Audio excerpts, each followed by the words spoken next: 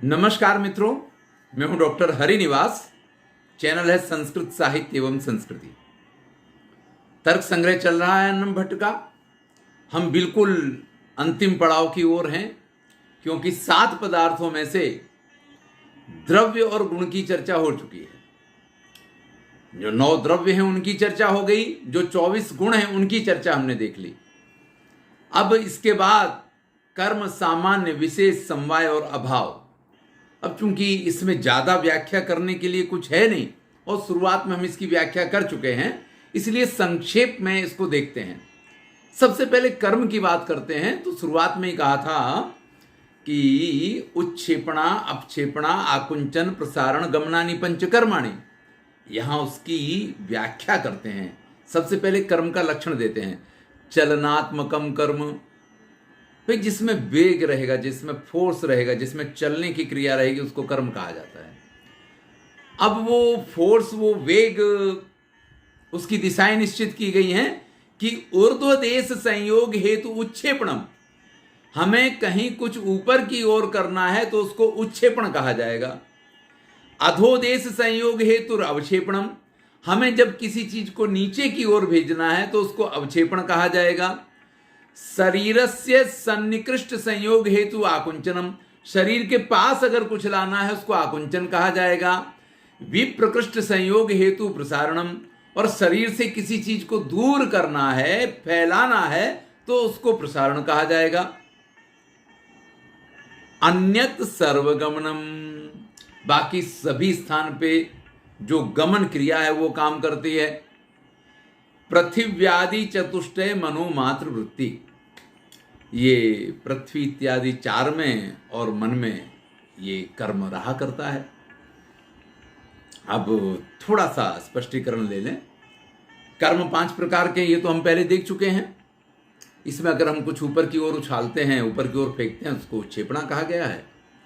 कोई नीचे की तरफ कुछ फेंकते हैं, उसको अपक्षेपणा कहा गया है।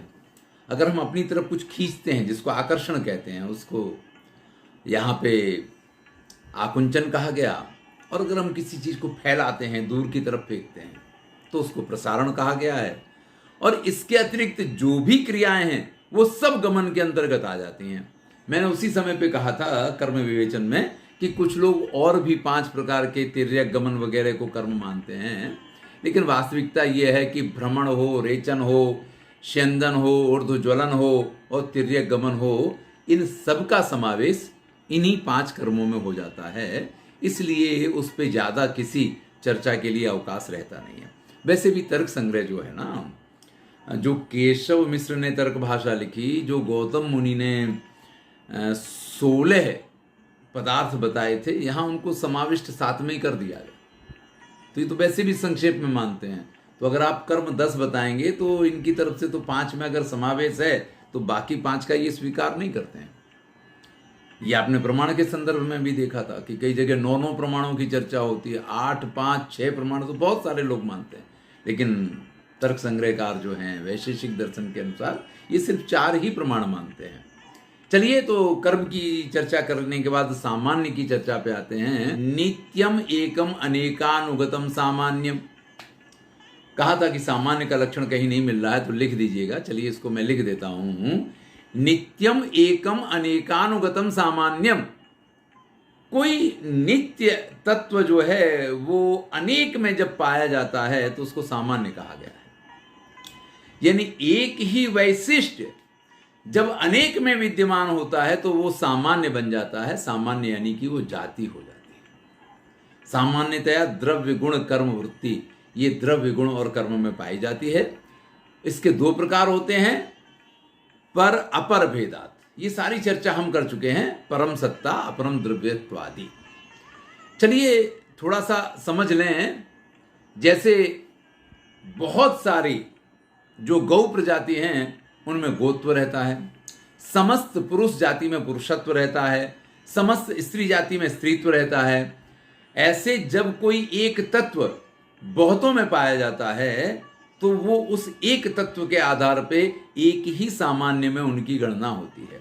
यानी गौ प्रजाति के जो भी प्राणी हैं, चाहे वो गाय हो, चाहे वो बैल हो, चाहे वो सांड हो, चाहे वो बछड़ा हो, चाहे वो बछिया हो, चाहे वो नील गाय हो। जिनमें गोत्व है, अब गोत्व का लक्षण किया गया शासनाधिमत्वम गोत्वम, जिसके गले में वो कंबल जैसी झालर जैसी होती है उसको गाय कहा गया है, गौ उसको कहा गया है। तो इन सब में जिसमें जिसमें गौ पाई जाएगी, ये शासनाधिमत्वम पाया जाएगा, उन सब में गोत्व है। और जिनमें गोत्व है उन सब का समावेश गौ कहने से एक ही अक्षर में हो जाता है। ऐसे ही कपड़े पहन लेने से, कपड़े नहीं पहनने से कोई पुरुष या स्त्री नहीं बनता है।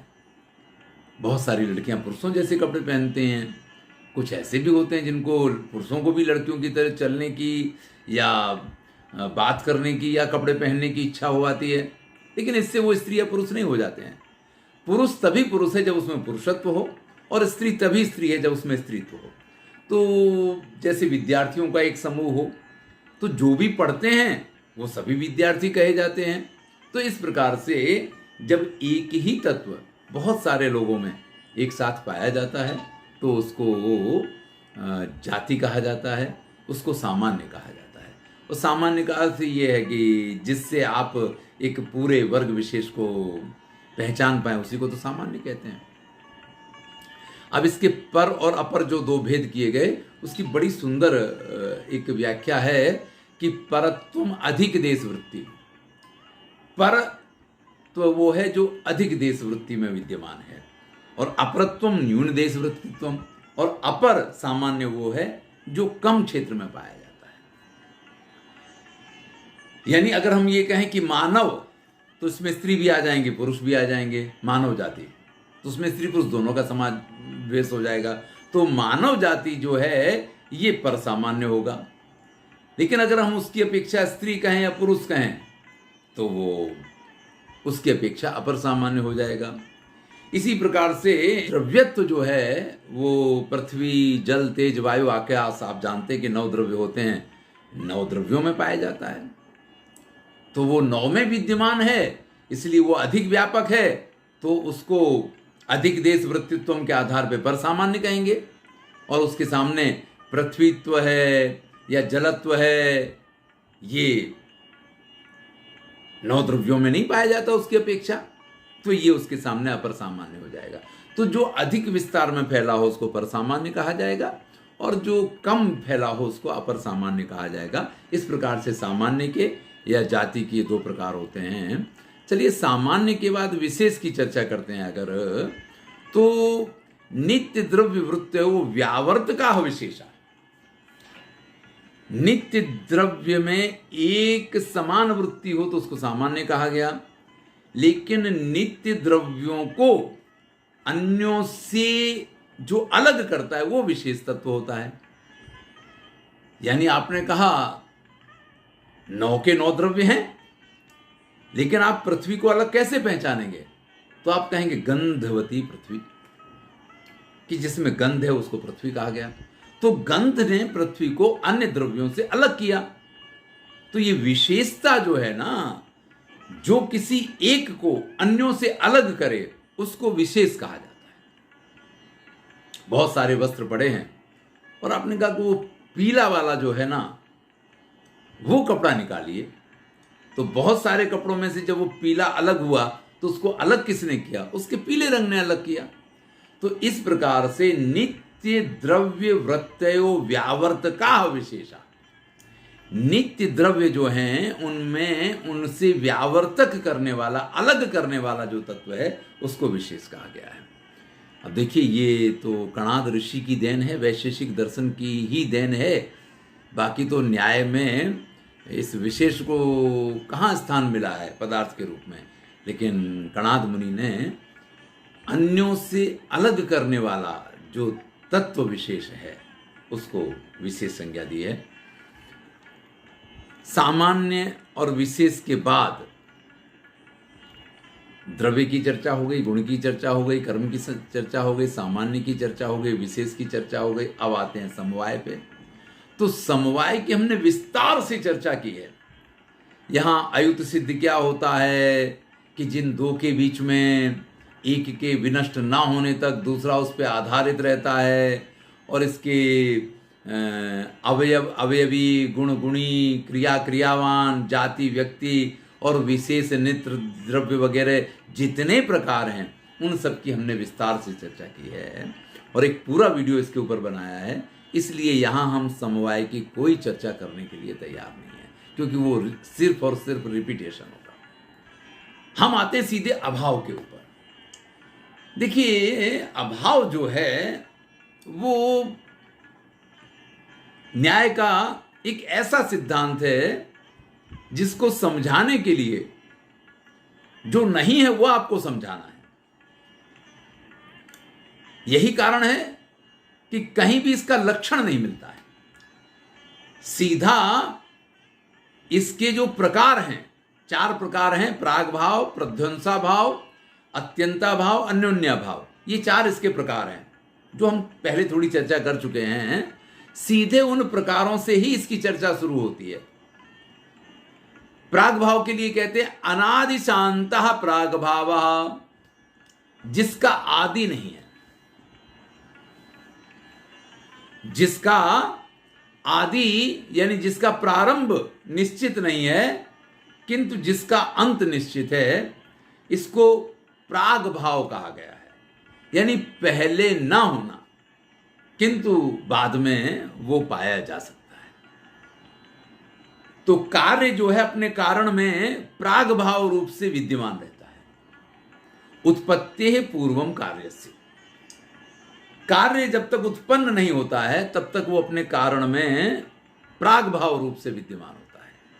यानी है नहीं, आपको दिखाई नहीं देता है, लेकिन जैसे ही वो कार्य रूप में परिणत होगा वैसे ही आपको दिखाई देने लग जाएगा। अब जब दिखाई देने लग गया तो प्रारंभ उसका कहां से है भाई? जिस समय गाय के स्तन में से दूध निकाला गया उसी समय उस दूध के अंदर दही भी विद्यमान है, घी भी विद्यमान है, मक्खन भी विद्यमान है। तो मक्खन उसमें कब से है, दही उसमें कब से है, आप उसके आदि को नहीं जान सकते कि कहां से वो है विद्यमान, लेकिन उसके अंत को आप जान सकते हैं कि जब उस दूध को गर्म किया जाएगा, जमाया जाएगा, फिर दही बनेगा, फिर उसको बलोया जाएगा और फिर उसमें से मक्खन निकलेगा, फिर मक्खन को गर्म किया जाएगा तो उसमें से घी बनेगा। ये जो पूरी प्रोसेस है, पूरी प्रोसेस होने के बाद घी बन तो जाएगा, लेकिन घी बनने से पहले तक उस घी का अभाव था क्योंकि घी वहां नहीं था। तो प्राग भाव उसको कहते हैं जो पहले जिसका आदि यानी कहां से है ये पता नहीं होता है, लेकिन अंत तो उसका पता होता। तो घी कार्य रूप में परिणत होने से पहले उसका अभाव था और फिर भैया एक बार अगर खा पी के खत्म कर दिया तो फिर उसका अभाव हो जाएगा। तो जो पहले दिखाई नहीं देता उसको प्राग भाव कहते हैं। चलिए प्रध्वंसा भाव पे चलते हैं। और प्रध्वंसा भाव जो है सादि रनंतः प्रध्वंसा भाव, भाई जिसका आदि तो पता है लेकिन जिसके अंत का पता नहीं है उसको प्रध्वंसा भाव कहते हैं। उत्पत्ति अनंतरम कार्य से, भाई कार्य उत्पन्न हो गया, एक मिट्टी में से घड़ा बनाना था, वो घड़ा बन गया, तो उत्पत्ति से पहले उसका अभाव था, वो तो प्राग भाव वाली बात थी। लेकिन यहां घड़ा है, विद्यमान है, घड़ा रखा हुआ है, लेकिन कुछ लग गया उसमें, घड़ा फूट गया। तो अब जो घड़ा वहां नहीं है, फूटने के बाद जो घड़ा वहां खत्म हो गया है, वो है प्रध्वंसा भाव। यानी किसी वस्तु का पहले होना और नष्ट होने के बाद उसका जो अभाव खड़ा होता है उसको प्रध्वंसा भाव कहा जाता है। इसलिए ये कहा है कि इसका आदि तो पता है, भाई वस्तु विद्यमान है, मिट्टी में से घड़ा बन गया वो तो पता है, दूध में से घी बन गया वो तो पता है, लेकिन अब वो घी फैल गया, वो घड़ा टूट गया और उसके बाद जब उसका अभाव होता है तो इसको प्रध्वंसा भाव कहा जाएगा। अब ये जो इसका अभाव है ये नित्य है। रहीमन धागा प्रेम का मत तोड़ो चटकाए, टूटे से फिर ना जुड़े, जुड़े गांठ पड़ जाए। कि एक बार टूटने के बाद फिर वो कभी दोबारा जुड़ नहीं सकती है, इसलिए इसका अभाव जो है वो आत्यंतिक अभाव होता है कि वो फिर कभी भी जो है ना दोबारा से, आप कहेंगे दूसरा घड़ा तो मिट्टी में से बन सकता है, भैया वो मिट्टी भी दूसरी होगी और वो घड़ा भी दूसरा होगा। जो फूट गया वो तो गया, भले पुत्र अपने पिता जैसा दिखता हो और आप ये कहें बिल्कुल वही व्यक्तित्व आ गया है सामने, गुणधर्म में भी उसके जैसा हो। बाणभट्ट ने आधी कादंबरी लिखी और उसका शेष भाग उनके पुत्र ने लगभग उन्हीं की जैसी भाषा में पूर्ण कर दिया, तो पिता तुल्य पुत्र हो, लेकिन वो पिता तो नहीं हो सकता है। तो दूसरा घड़ा होगा। जो घड़ा फूट गया उसका प्रध्वंसा भाव हो गया, वो दोबारा से नहीं भाव यानी वापस आ सकता है। बात करते हैं त्रैकालिक संसर्गावच्छिन्न प्रतियोगिता को अभावो अत्यंता भावा। भाई अत्यंता भाव को कहते हैं कि जो तीनों काल में, यानी भूतकाल में भी नहीं था, इस समय भी नहीं है और भविष्य में भी जो कभी नहीं हो सकता है, ऐसे अभाव को अत्यंता भाव कहा गया है। देखिए प्राग भाव में क्या था कि पहले वस्तु नहीं थी, लेकिन फिर वो वस्तु उत्पन्न हुई तो वो प्रकट हो गई कार्य के रूप में जब वो परिणत हुआ। प्रध्वंसा भाव में क्या था कि पहले वस्तु थी लेकिन किसी कारणवश टूट गई, तो भविष्य में वो नहीं है, या आज की स्थिति में वो टूट गई तो आज ही खत्म हो गई, वो भविष्य में भी नहीं है। लेकिन अत्यंता भाव तो ऐसा है कि वो पहले भी नहीं था, आज भी नहीं और बाद में भी नहीं रहेगा, हमेशा जिसका अभाव रहे उसको अत्यंता भाव कहा जाएगा। जैसे कि यहां पे उदाहरण दिया है भूतले घटो नास्ति। आप घड़े के बिना की जमीन दिखा के कहें देखो यहां घड़ा नहीं है, पहले भी नहीं था, आज भी नहीं है और भविष्य में भी यहां, क्योंकि वो घड़ा रखने की जगह ही नहीं है। रोड के मध्य में आप कह दें यहां घड़ा नहीं है, तो भैया घड़ा नहीं है, घड़ा होता तो कैसा होता, तो पहले घड़ा रख के आप दिखाएंगे कि देखो घड़ा रखा है ना, तो ये जगह ऐसी दिखाई देती है। अब घड़ा हट गया तो यहां घड़ा नहीं है, अब घड़ा नहीं है, पहले भी नहीं था, आज भी नहीं है, भविष्य में भी नहीं होगा, इस प्रकार का। लेकिन ये उदाहरण थोड़ा कठिन बन गया। इसकी जगह तर्क भाषाकार ने जो उदाहरण दिया वो बड़ा ही सुंदर उदाहरण है। उन्होंने ये कहा कि जैसे वायु है उसमें रूप का अभाव है और वो अत्यंता भाव है, यानी वायु का स्वरूप ना कभी आपने भूतकाल में देखा, ना आज देखेंगे और ना भविष्य में देख पाएंगे। वायु है लेकिन उसके रूप का जो अभाव है, यह अत्यंता भाव का बहुत बढ़िया उदाहरण है। तो वो घट था, नहीं है, नहीं होगा, पहले भी नहीं था, अभी भी नहीं है, और तो पृथ्वी घट के बिना की है। इसकी वजह ये उदाहरण जो है ना कि वायु के रूप का अभाव, ये अत्यंता भाव का बहुत सुंदर उदाहरण है। चलिए हम आगे चलते हैं और अन्योन्य भाव है उसको जानते हैं। अब अन्योन्य अभाव क्या है कि एक वस्तु का अपना एक स्वरूप है। कपड़ा है तो उसमें घड़े का अभाव रहेगा, क्योंकि कपड़ा तो कपड़ा है, वो घड़ा थोड़ा ही है, और घड़े में कपड़े का अभाव रहेगा। तो पट में घट नहीं है, घट में पट नहीं है। पुरुष है तो उसमें स्त्रीत्व नहीं है, तो उसमें स्त्रीत्व का अभाव है। स्त्री है तो उसमें पुरुषत्व नहीं है, तो उसमें पुरुषत्व का अभाव है। तो ये अन्योन्या भाव कहते हैं इसको, कि जहां एक तत्व होता है वहां दूसरे तत्व का अभाव होता है, और कुछ फिर वहां नहीं होता है। जो होता है वही होता है, बाकी से वो अलग होता है। तो इसको अन्योन्या भाव कहा गया है। इस प्रकार से अभाव के, यानी पट है तो उसमें पट ही है, कपड़ा ही रहेगा। अब पट में न तो घट हो सकता है, न पट में मिट्टी हो सकती है, न पट में कोई व्यक्ति हो सकता है। तो इस प्रकार से इसको अन्योन्य भाव कहा गया। चलिए यहाँ आकर के हमने सातों पदार्थों का विवेचन पूरा कर लिया। सर्वेषां पदार्थानां यथा यथ मुक्तेषु अंतर्भावा सप्तैव पदार्था इति सिद्धम। यहाँ तर्क संग्रहकार ने कह दिया कि भाई जितने भी पदार्थ हैं, कणा गौतम मुनि ने जो 16 प्रकार कहे थे या 16 पदार्थ कहे थे, भैया उन सब का समावेश इन 7 पदार्थों में ही हो जाता है। इसलिए ज़्यादा कुछ पदार्थों को मानने की कोई आवश्यकता नहीं है और ये 7 पदार्थों की सिद्धि के साथ ये ग्रंथ पूर्ण हो जाता है। कणाद न्याय मतयोर बाल व्युत्पत्ति सिद्धये। मैंने आपसे प्रारंभ में ही कहा था, ये तर्क संग्रह जो है वो न्याय वैशेषिक का ग्रंथ है, ये सिर्फ न्याय का ग्रंथ नहीं है। तो अन्नम भट्ट ने न्याय और वैशेषिक को मिला करके जो ये तर्क संग्रह की रचना की, मैंने विद्वानों की समक्ष इसको प्रस्तुत किया। मैं समझता हूँ आपको इसका आनंद आया होगा। कुछ विषयों को सरल बनाने की कोशिश तो की, लेकिन फिर भी एक आध विषय अगर कठिन रह गए हैं तो ये मेरी क्षमता का अभाव है, और अगर आपकी समझ में आया है तो ये मेरा सौभाग्य है। धन्यवाद। अभी काम सूत्र चल रहा है, कुछ वीडियोस पे बाकी है, उसको पूरा करने के बाद और फिर एक नए विषय के साथ हम फिर से आगे बढ़ेंगे। धन्यवाद।